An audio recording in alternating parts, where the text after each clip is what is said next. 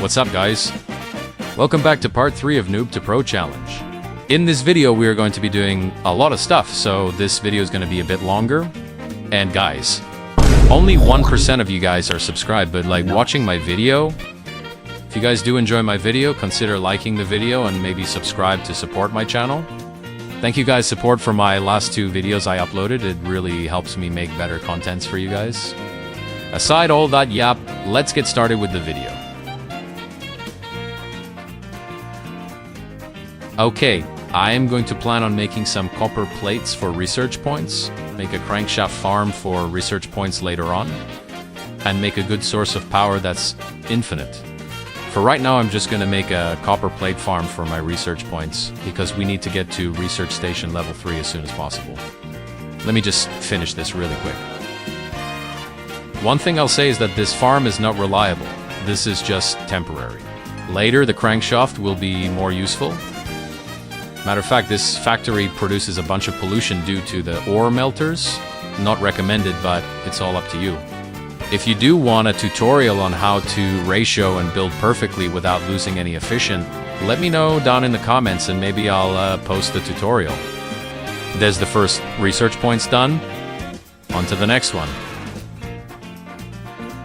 One thing I forgot to mention was that if you want to use copper plates as your temporary source of research points, make sure to use the pollution-free copper drills. In this game, if you don't take care of the oxygen levels, it will decrease in selling items, and growing trees will take longer to grow. There's the second one. On to the third one. I would recommend, after getting this factory, first thing I'd get if I have 9,000 research points is the scrubber. Don't forget that in order to activate the scrubber, you need a good source of power to cover it, since it's going to absorb it quickly. If you stay and watch the video, I will show you how to cheaply activate it and how to get infinite power later this video. Aside all that talking, let's finish this copper plate RP farm.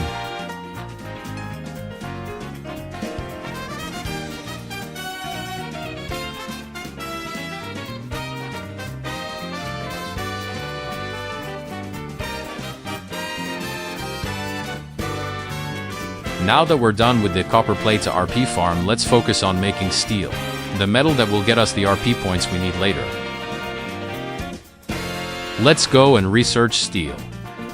Now that I've researched it, let's go and quickly start a steel farm, then build the crankshaft connected to it.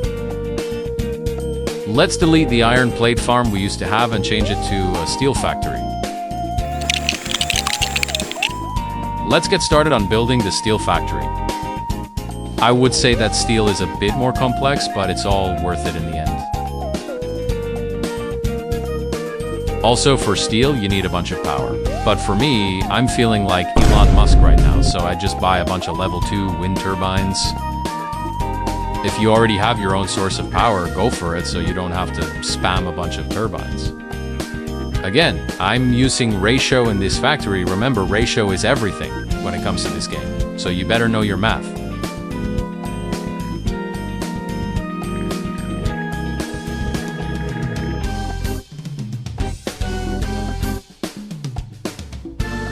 Now that I've finished my steel farm, let me just add a bit of adjustments to squeeze the crankshaft requirements in here. Now, in order to make crankshafts, you need 2 requirements. You need steel rods on gears to make a single piece off a crankshaft. But in order to make a crankshaft, you need steel rods, which can be made by putting down a rolling station with no press machine. And in order to make gears, you need to put down a pressing machine, then put a rolling machine after that to create gears. The reason why I'm making a crankshaft RP farm is because crankshaft both can be sold for a good amount of money and could be used for research station, level 2 to get 36 RP points. I forgot to mention that make sure you put the right inputs in, because if you don't, the factory wouldn't work, which would be pretty annoying. Alright, I've finally finished the crankshaft farm that took forever to build. Now let's go and make the infinite power source. Now for this infinite power source, I used a tutorial by a YouTuber named Silky. He's a really great industrialist YouTuber. Recommend checking his tutorials out. I will let you guys copy what I'm doing, so this is somewhat a tutorial for you guys by Silky. You're going to need 2 geothermals and place them how I place it in a specific place. And then you're going to need to place a level 2 water pump where I place it. There's no exceptions. It has to be level 2 water pump.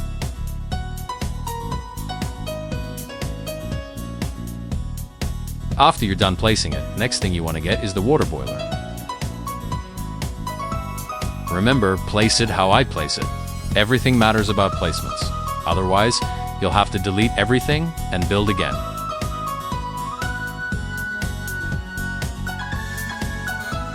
Now that you've placed the boiler, get the large turbine. It has to be the large turbine. Now watch and place how I place it. Make sure it's placed in a correct spot. Now what you have to do next is use level 2 fluid pipes. It's best if you use level 2 than rusty, because rusty pipes aren't fast enough. Now follow how I'm going to connect it together.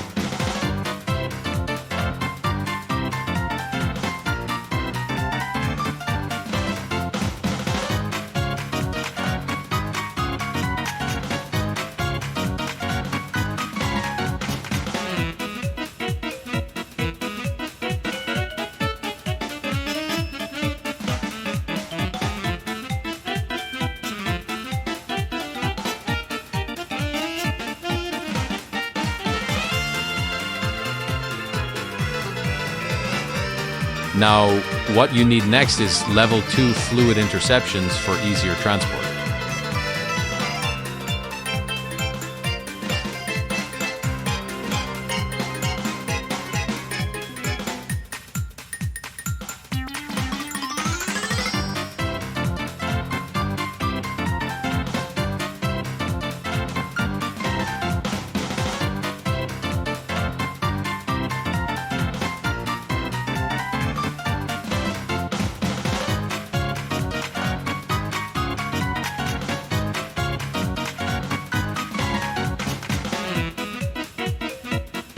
Now this is the most important step. Make sure to follow what I'm doing carefully, or it will not work.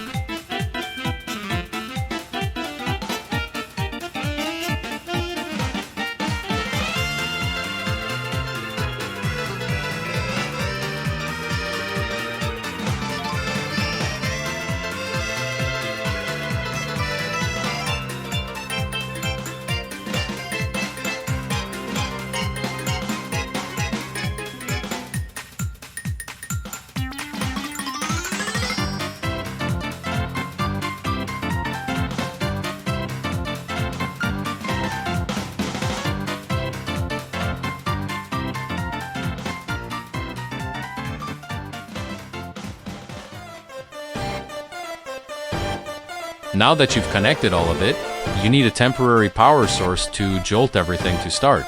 You can do like 5 wind turbines connected to a advanced MV pole and connect it all to 2 of the geothermal and water pump. After you connected it, look at the boiler to see if the temperature is going up. If it's not, then you messed up on either connecting or you didn't connect it. Then go to see if the turbine has any power. If you did everything correct, you would see that it has 1 MF energy. Now, all you have to do is connect it to an advanced MV pole and then connect the MV pole to the 2 geothermal and water pump to have infinite power source. Then take out the power source that is connected from the 10 turbines because you're not going to need it anymore.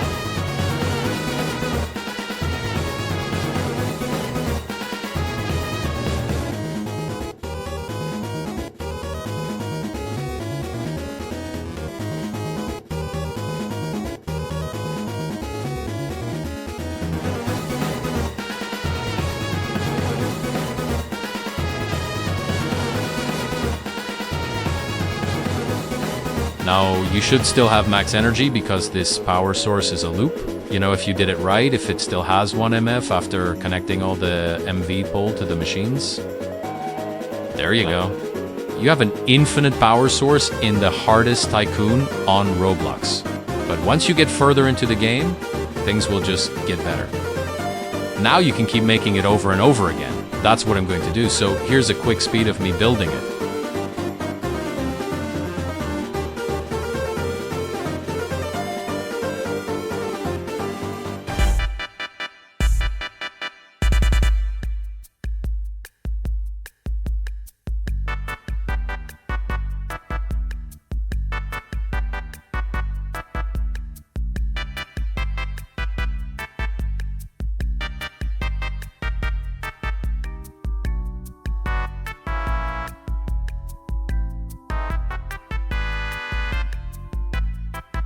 There we go. 3 unlimited supply of power source. Now let's go and build a scrubber that can stop pollution cheaply. Personally, I'd build this at a corner or at the end of the map so it doesn't get in any ways of upcoming machines I'm planning to build. Just follow what I'm doing.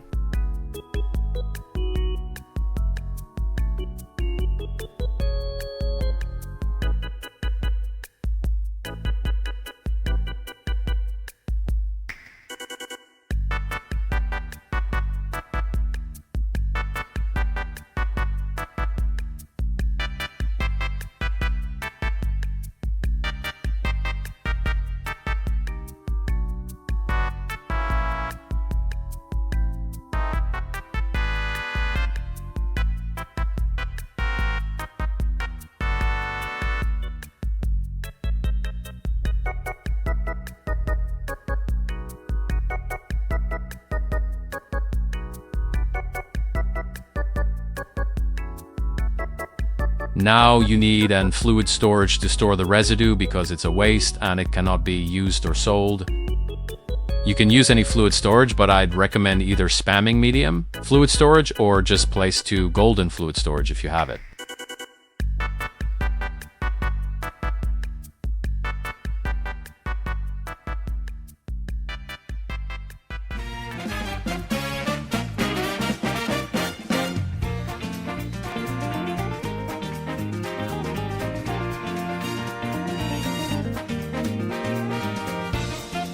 Now, I'm just going to build another geothermal power source quickly.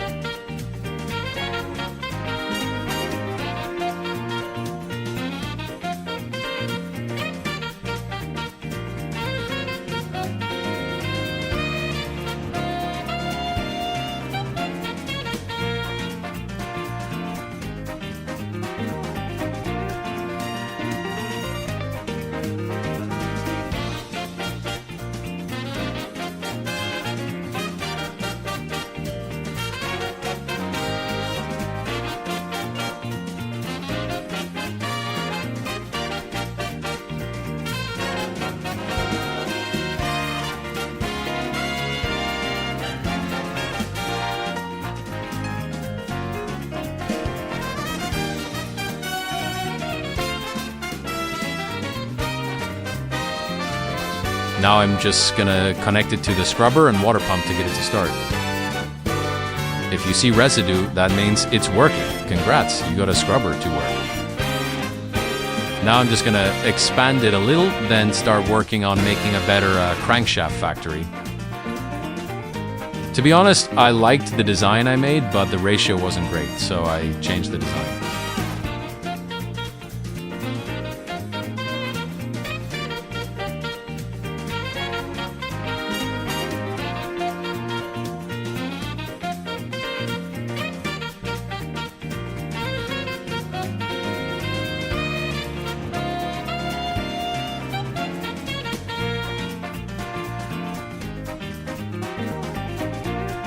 I messed up on the ratio, so I deleted and made a new design.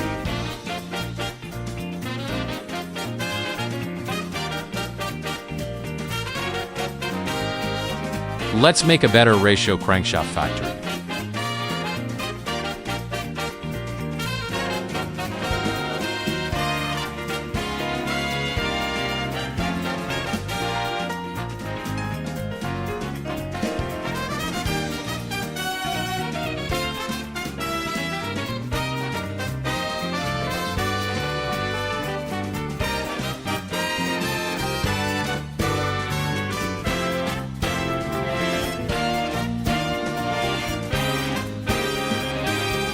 I finally finished it. Now this video took so long to edit, and I really do hope this video doesn't flop. If you like the video, please consider liking the video and subscribing to see more contents in the future.